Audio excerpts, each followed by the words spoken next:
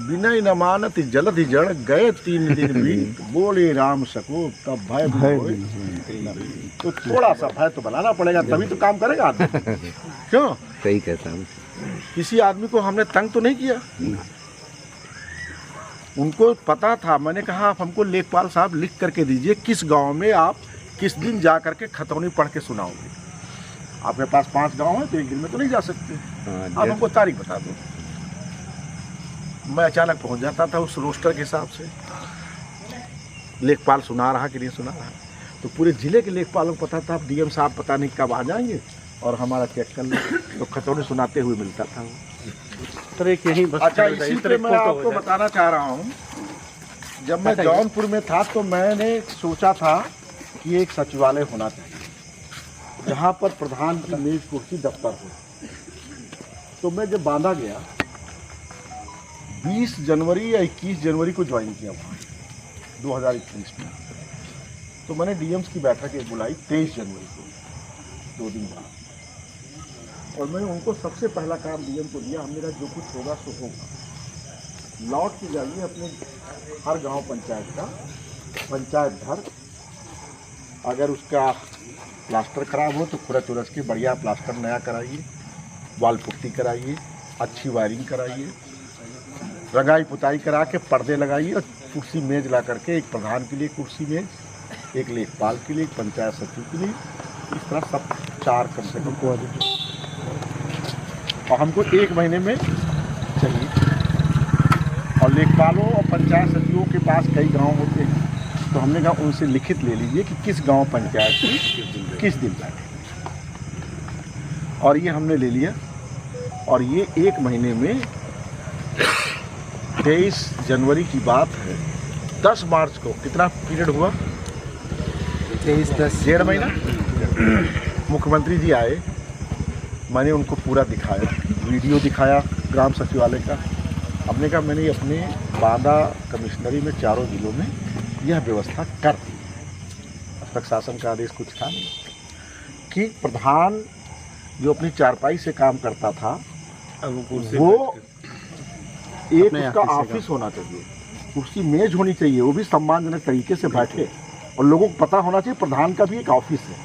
लेखपाल भी कोई ऑफिस नहीं होता था, किसी चारपाई बैठ के चला जाया करता था किसी घर में। हमने कहा उसका भी एक ऑफिस हो, कुर्सी मेज हो, वो अपनी पत्नी अपने बच्चों को बता सके मेरा भी एक ऑफिस है, मेरी कुर्सी मेज है, मेरी नेम प्लेट लगी हुई है।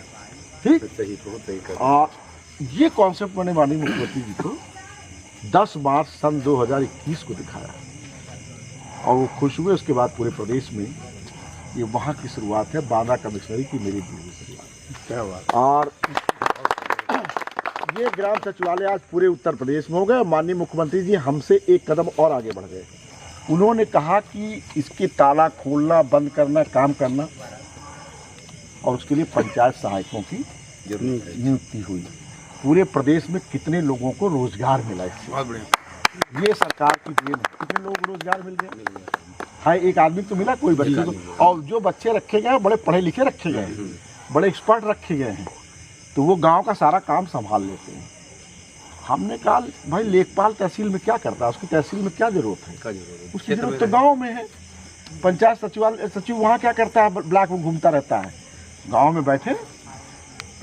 तो जिस दिन पूरी तरह से गांव में बैठ गए ना 10 से 5, उस दिन कोई समस्या बचेगी नहीं। क्यों गलत? बहुत सुंदर। तो ये जौनपुर की सोच थी, बांदा में लागू हुई, फिर पूरे प्रदेश में लागू हो गई, एक आइडियल हो गया। आपको पता होगा जब मैं आया तो मेरे पास सब बहुत सारे लोग आते थे और कहते थे लेखपाल ने हमारी विरासत दर्ज नहीं की, हमारे पिताजी को 10 साल हो गए, 15 साल हो गए। हमने अभियान चलाया था, खाली विरासत ही नहीं दर्ज कराई थी, खतौनी प्रिंट करा के उनके नाम की उनके घर भिजवाई थी, उल्टा गंगा बही थी। 46,290 लोगों की खतौनी में नाम चढ़ा के घर भिजवा दिया था। काम तो देखो, विनय न मानत जलधि जड़ गए 3 दिन बीत, बोले राम सको तब भय होए। तो थोड़ा सा भय तो बनाना पड़ेगा, तभी तो काम करेगा आदमी। क्यों? सही कहता हूँ। किसी आदमी को हमने तंग तो नहीं किया।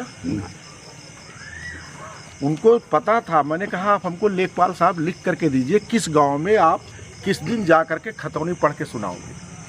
आपके पास 5 गांव है तो एक दिन में तो नहीं जा सकते, आप हमको तारीख बता दो।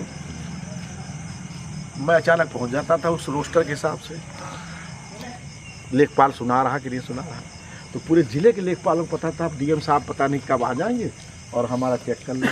तो खतौनी सुनाते हुए मिलता था वो। 46,290 ऐसे थोड़ी दर्ज हो गए क्यों? खतौनी बंद करके मंत्री जी, विधायक जी, हम सब लोग गांव-गांव गए बांटने। तुम्हारे गांव में भी बेटी होंगी जिनके लिए वो विरासत का अभियान चला के कितने हुए? 46,290।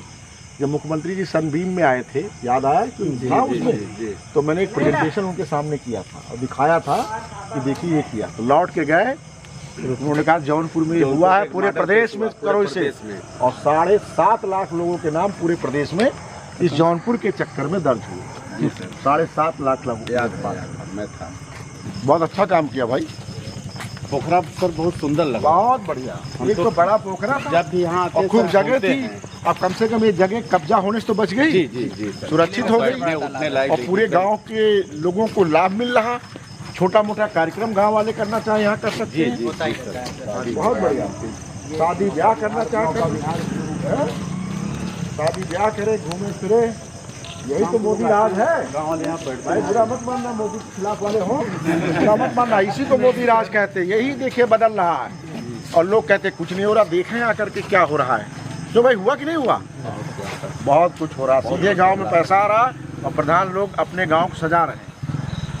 सीधे गांव में पैसा, प्रधान गांव को सजा रहे हैं। देख लो यहाँ सुबह शाम हर कीर्तन होता है। बहुत बढ़िया, बहुत बढ़िया।